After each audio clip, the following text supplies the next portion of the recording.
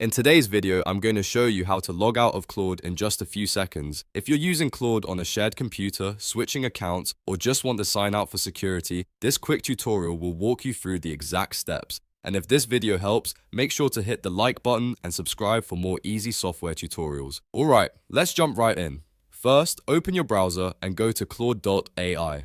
Once the site loads, make sure you're signed into your Claude account and looking at the main interface. Now take a look at the bottom left corner of the screen. You should see your profile picture or your initials there. This is where your account menu is located. Click on your profile picture or initials and a small menu will appear. In that menu, you'll see the option to log out. Go ahead and click log out. As soon as you do that, Claude will sign you out immediately. You'll be taken out of your current session, and if you want to use Claude again, you'll need to sign back in.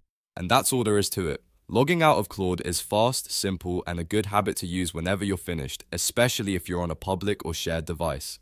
If this tutorial helped you, please give it a like, subscribe to the channel, and turn on notifications so you don't miss the next helpful guide. Thanks for watching, and I'll see you in the next one.